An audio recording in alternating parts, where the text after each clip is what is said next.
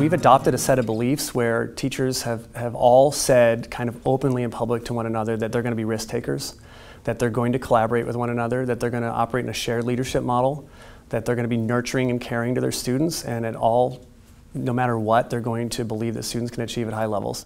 My name is Brengard, and I'm the principal of Catherine Smith Elementary School in the Evergreen School District. The engagement level is the first thing we see. Kids are very engaged in their learning, and I think that starts with having really good questions and rigorous work that they're working on, tapping into those need-to-knows and having students say that they understand what they need to know. They're engaged in what the skills they're going to need to be able to use to perform a task, to do the deliverables for a project, and they're engaged. They're really into their learning. I think what we're seeing is a lot of it's self-direction. It's the agency. Students have agency. I think we see them engaged in speaking and talking to one another and collaboration and the skills. And so they're very active classrooms.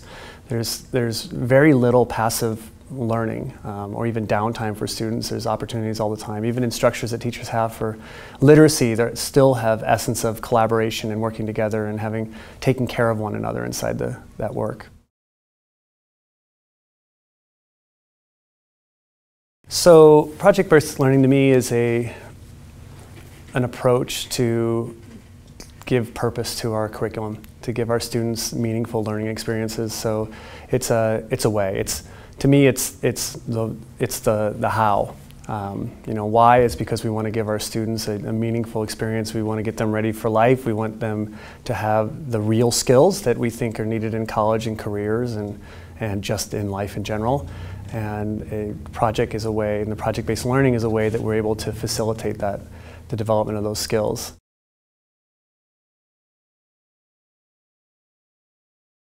Agency is that idea of having a growth mindset and also with that idea of being kind of self-directed, being your own agent to your learning, being in control of it, but also having a sense that everything can be worked on and everything can grow. Adult agency is really a very important topic for us. But I say adult agency because I feel like we need to say it, but when we're talking at our staff, we don't do anything that doesn't make sense to humans.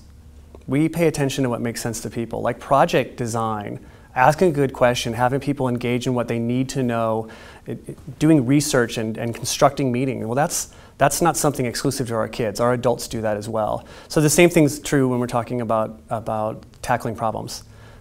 We have to think that, okay, we're not good at it yet. We have to figure that out, and we have to be very honest about it, and not going to make excuses themselves. They're going to take care of that, whatever it is, and we will scaffold for whatever we need. We'll support whatever is needed, and that applies when a teacher's struggling with what to do with students or when the adults are struggling with each other, is that we're going to go together to solve this problem.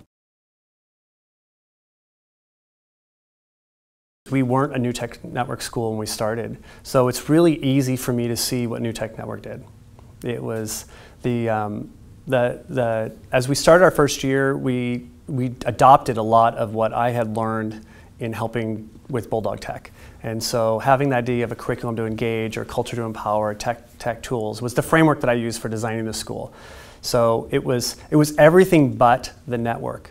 And so all those structures and supports for getting started were very useful for helping me in design, but the thing that was missing was the network. It was that, I forgot about myself, actually, really is what it came down to. And I'd built these structures for the teachers to support one another. I built these places for them to have like-minded people to talk through ideas with and not be up against kind of naysayers and attacks at times, or even challenges that are sometimes you just don't have the mental space for, and they had each other. And as it turned out, our school leader didn't have anybody. And that was a flaw in the design. That's something I would fix for sure in the future, and that's, even as I talk to people about it, it's really a critical part. So that was one of the best things that happened, is when we became a New Tech Network school, we joined a network of people where we could have support with one another. And the one thing I love about the network is that you go to a network meeting, everyone defines themselves as different, but the beauty of it is that we all have the same belief. And that there's having that idea that you're in a space where you can just talk to people like, how are you doing it? How are you doing it? We're not worried about why. We all know why we were doing this work. Sometimes you hear 21st century skills called as soft skills. I'm glad to hear that that phrase is going away a little bit, because I think they're guaranteed skills. These are the only things I can guarantee they need in life. I know that kids need to know how to work together with other people, and they need to build upon their knowledge with one another. They need to critically think.